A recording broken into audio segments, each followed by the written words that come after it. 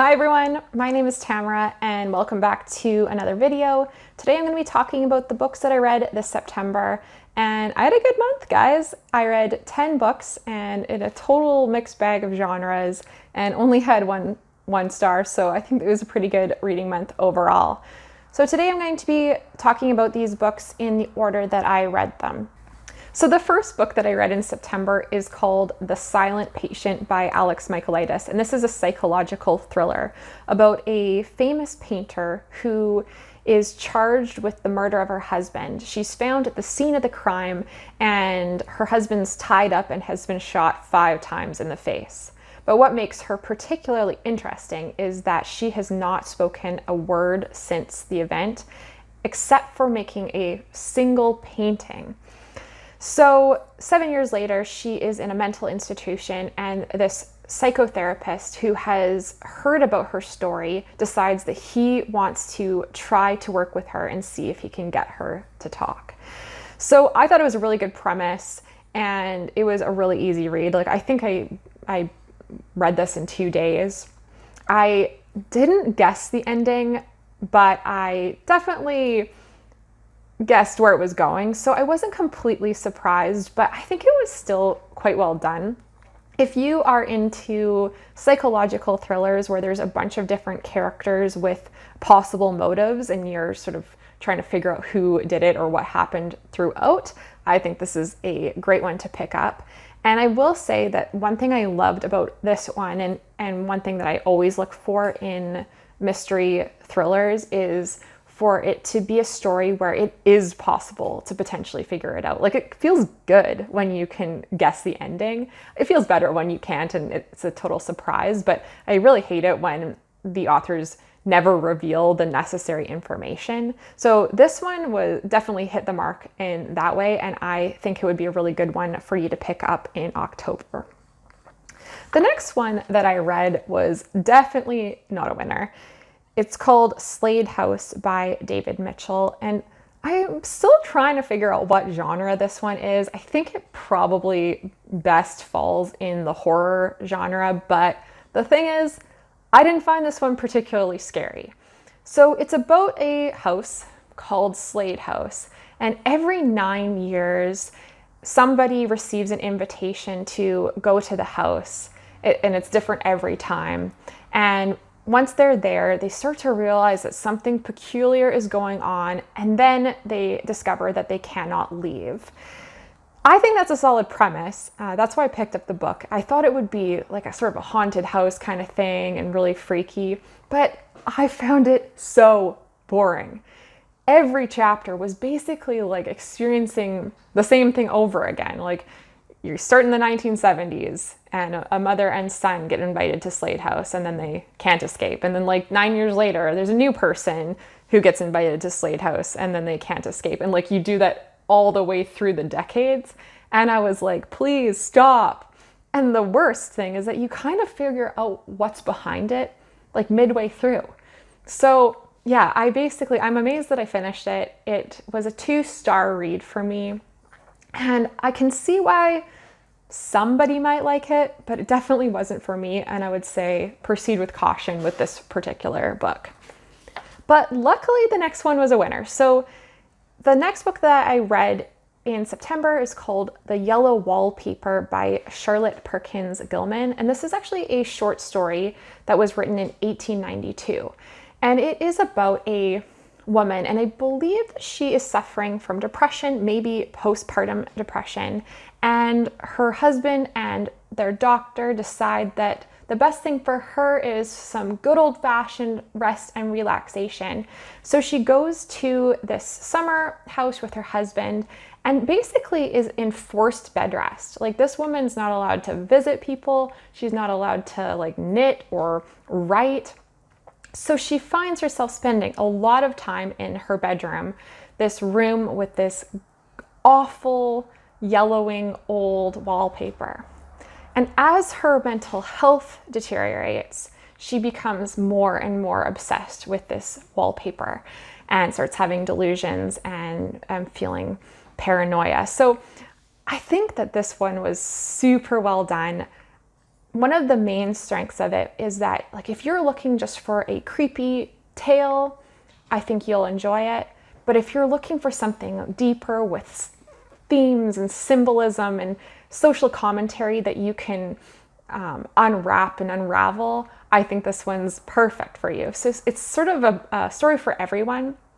And I definitely think, don't be afraid of the fact that it was written in 1892, because it was remarkably accessible, like still a very relevant read. And I think it would be a really good one for you to pick up in October for the spooky season.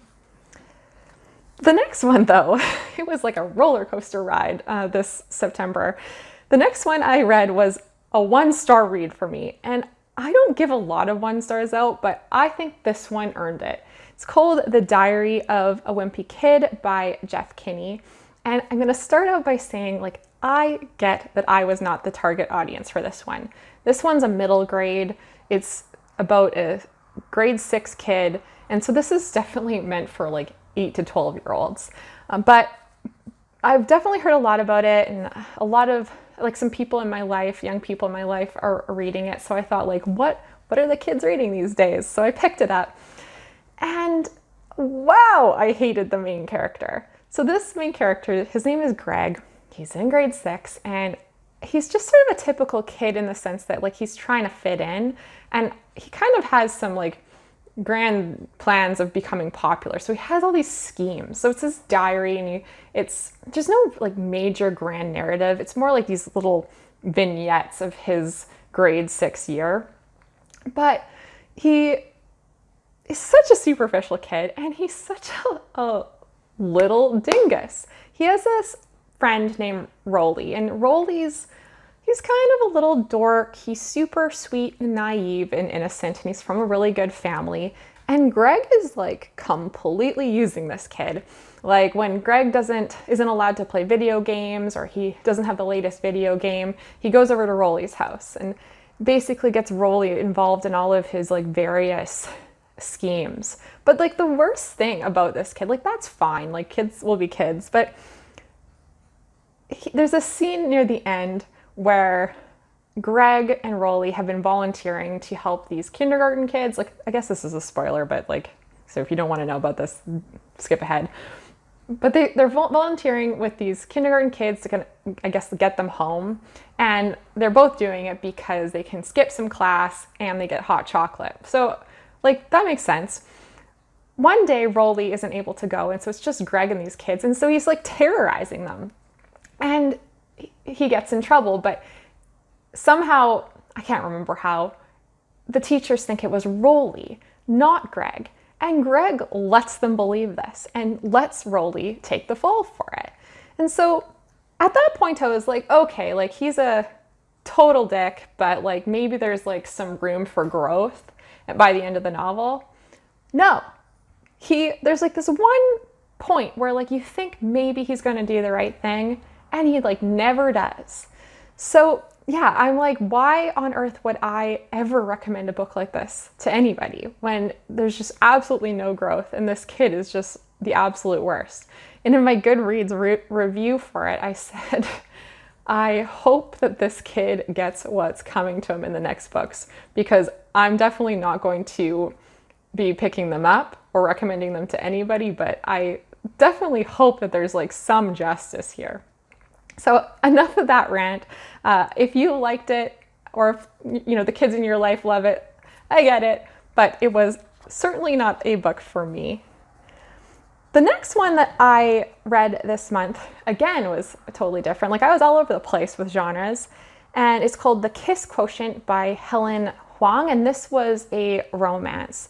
So it is about a woman, and has a super successful career in Silicon Valley, but she has not been successful in romance. She is also on the autism spectrum, which I thought was a really interesting aspect of this book. And so she's had some bad experiences, and her parents are starting to pressure her into finding a partner. So she decides that what she needs to figure out is how to be good in bed. And obviously, because of her autism, she doesn't like to be touched, and intimacy is really difficult. So she's had some super terrible experiences and some really unkind people in her life, but she believes that it was her fault. So she decides that she needs to learn how to be good in bed, and like what better way than to get somebody to teach her. So she hires a male escort. And as you can imagine, romance ensues. So yeah, like it sounds a bit corny, I guess. And I mean, let's be honest, nobody picks up these types of books because they're looking for great literature. You pick them up because you're looking to be entertained. And I think this one did a really good job of it. It had some really sweet, tender moments involving this other character and his family, which I thought was really well done. If you like steamy scenes, like this book does not make you wait. Like you start this thing and like next chapter you're full on in it. So if you like that, definitely a good one. I will say I gave it 3 stars. I sped through it. Like it definitely made me laugh and like, you know, and smile. But the one thing that I will say that I didn't like, and this is a very personal pet peeve, so it's not something that I would say should affect your view of this book, but I don't understand why so many of these romance books have to have an uber rich character. It's a really like common thing that I've read, and like don't get me wrong, like I get crazy rich Asians. It makes sense. But this one character, like to me, it would have been enough that she is just a successful woman in her career and has money. Like, cool, that's awesome.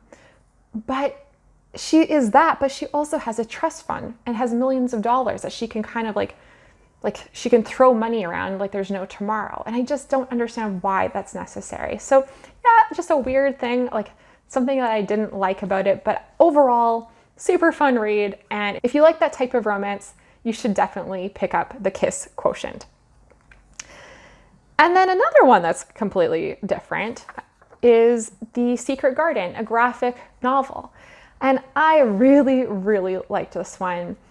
I am one of those people, like usually I read the book first before watching the movie, or like in this case, I would typically read the classic first before picking up the graphic novel. But I guess like this month I'm like loosey-goosey about it and decided just to pick up the graphic novel. And I'm really glad that I did. It is obviously about the secret garden. So there's this main character. She's a young girl. Her family died, and so she's been shipped off to her uncle's house in this remote estate, and her uncle's a bit of a recluse, so he greets her on arrival and then basically gives her to the servants to deal with her henceforth. She comes with a major chip on her shoulder. She's scowling and super unhappy and unpleasant, and I don't think that she's ever had a friend.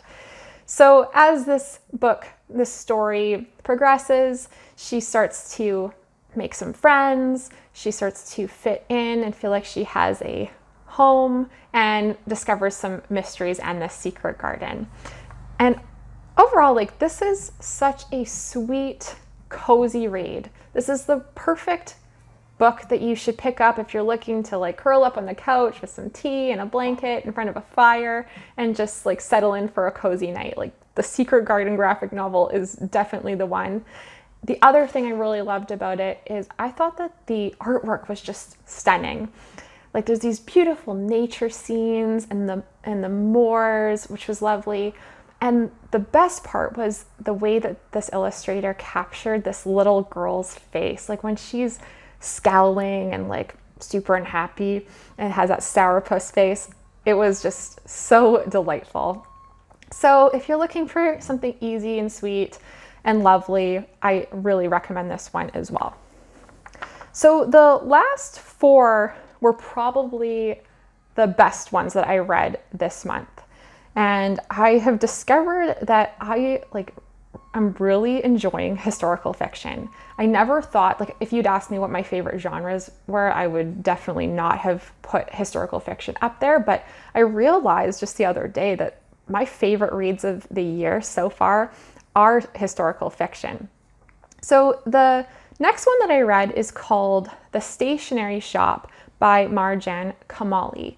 And what I loved about this one was the setting. So it is set in 1953 in Tehran, and this is in a time of major political upheaval. So there's a democratically elected government, but there's people who are supportive of communism, there's people who are supportive of the Shah, and there's these rumblings of the possibility of a coup that's going to happen. And like, no spoiler, because this is what happened in real life, there was a coup that toppled the government, and it was backed by Britain and the United States, which was like, whoa, I never knew. It's so interesting. And before I get into the actual book itself, I will say that if you read the graphic novel Persepolis, I think this one would be a really good one to read because it sort of fills in the gap. Like, this one's set in the 1950s, and Persepolis is about the Islamic Revolution, which is 1970s and onwards. So yeah, I think those two go really well together. But anyways, this one is about Roya, who's 17, and a boy who is going to change the world named Bahman. And they meet in the stationery shop and fall in love and decide that they're going to get married. For reasons explained in the book, they are set to meet in the town square, and from there they're going to go and get married. But Roya goes and Bahman never shows up, and it happens to be the day of the coup. So there's tons of chaos going on in this city. The book is basically about what happens after that. And like in the beginning, and this happens right at the beginning, you are in the present day, and Roya has sort of miraculously met Bahman again and is able to finally ask him why he never showed up that day. So the whole book is sort of Roya's life from meeting Bahman to her heartbreak, and then the rest of her life in the United States. The thing that I didn't love about this book, and I would say that this is sort of a very personal reason. It's not something that I would say, should be a reason that you wouldn't pick up this book. But I found this book to be so melancholy, and like, I would consider this book to be a tragedy. And I don't know that was the intention of the author. Like, maybe at the end of the book, like, you might think, oh, well, she had a really good life and things wrapped up nicely. But I found it really heartbreaking to read about a really young girl who really has her life like before her. She's 17, she falls in love, and then she's heartbroken. And for Roya, that really colors the rest of her life. Like, as you go along, you realize like it all sort of goes back to that day that she didn't meet Bahman in the town square. And I acknowledge that there's culture and historical context that might play a role in why she reacted that way, but really it almost felt like her life was ruined because she didn't end up marrying him. So I don't know, like it as you'll hear about later on with another historical fiction book that I really liked that was sort of the opposite. I didn't love that aspect of it. So I did give this book 3.5 stars. I think it probably deserves 4. Maybe I was just being a little bit petty about that with the 0.5 star. I think it is worth picking up though, particularly if you're interested in that historical context in Iran in the 1950s. The next one that I picked up is another one that's like completely different. It's called The Poet X by Elizabeth Acevedo. And this one is set in Harlem, present day, and is about this sort of 15, 16-year-old Black girl who lives in a very religious family. Her mom, I believe, is from the Dominican Republic, and the main thing she wanted to do in her life was become a nun, but for various reasons, she ended up having to marry a man, and she ended up having twins. So Xiomara is the main character. She has a twin brother who she calls Twin, and he's sort of the brainy one, very sensitive, and he's definitely his mother's favorite, or so she thinks. And she's like any typical young girl, she's starting to become boy crazy. Her body's changing, and she's really struggling with that because in her neighborhood, in her school, she's really finding herself becoming quite objectified, and she's not feeling comfortable in her skin. She's the fighter. She's the one who's protected her brother, and so she's always, she's very strong-willed and always getting into fights. And she's struggling to find her place because she's not allowed to date. Like, her mother is so religious. She's wanting her to sort of follow in her footsteps, and for obvious reasons, that's just not working for Xiomara. So she is, throughout the book, it's actually written in prose, and that's probably one of the reasons why this book won so many awards, because it's just so beautifully done. She's expressing herself through words and trying to be a 16-year-old girl and be true to herself while struggling with a mother who really doesn't get her. So there's the context of her learning about a spoken word club and progressing into being able to express herself fully through spoken word. Really cool concept. I thought it was really well done. I'm starting as an adult to struggle a little bit more with YA, just because the distance from being 15 sort of makes it harder to connect. But I think that adults, young people, anybody could really enjoy this one, and I would recommend it. I gave it 4 stars, but I think if somebody gave it 5 stars, I would totally get that as well. The second to last one on my list is probably my favorite of the month. It is called A Long Petal of the Sea by Isabel Allende, and just take a moment to savor that title. A Long Petal of the Sea. Isn't that just so beautiful? This was an historical fiction that starts out during the Spanish Civil War, and there's 2 main characters, Rosa, who is pregnant, and Victor, who is the brother of this woman's partner who has died in the war. And because of circumstances, they are forced to flee Spain because the fascists are taking over and it's no longer safe for them, and they're forced to marry, and they end up going to Chile. And they have to start over. Now, Chile itself is stable for some time, but then also has a political upheaval that really has sort of similar roots to what happened in Spain. So it's a story through their whole lifetime about people who are forced into circumstances, not circumstances of their choosing, but they learn to survive and make a life for themselves and find home and love in a new country. And I thought it was a really stunning book. And the thing that I loved about this one is there's so much struggle. I mean, Spanish Civil War and what happened to the people who fled and went to France for to escape. They were ended up in concentration camps. It was so horrible, but the story was not one of tragedy. It was about thriving in difficult circumstances and finding love.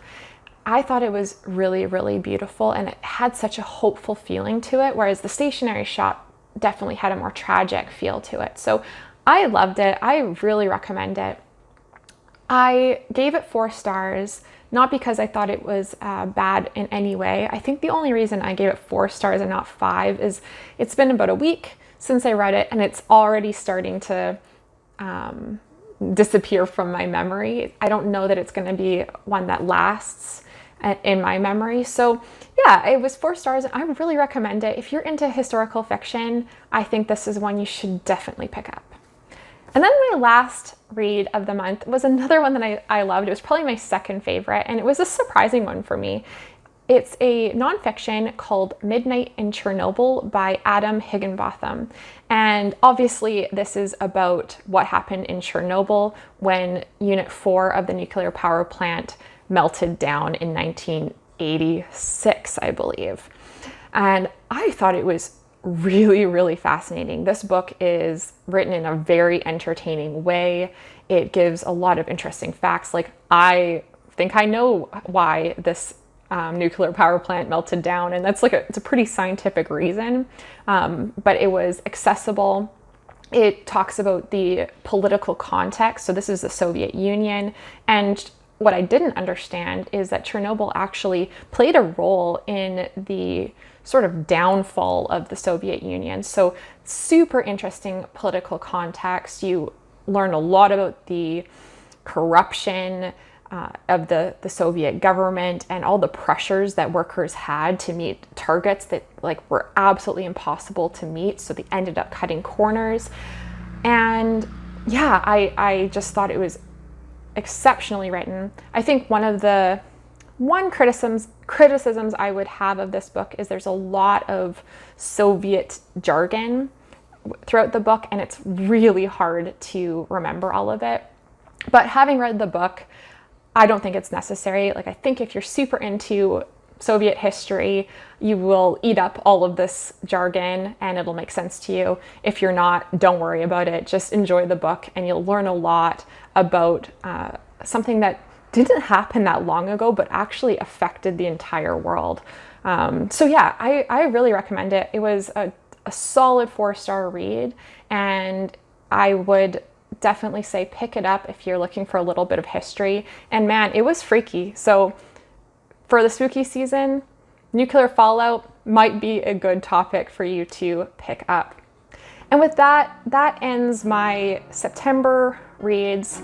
I hope that you found a book on there that sounds interesting to you, and I would love to know if you've read any of the ones that I read or what you read in September, and put those comments down below. Thanks again for watching, and I will see you in the next video.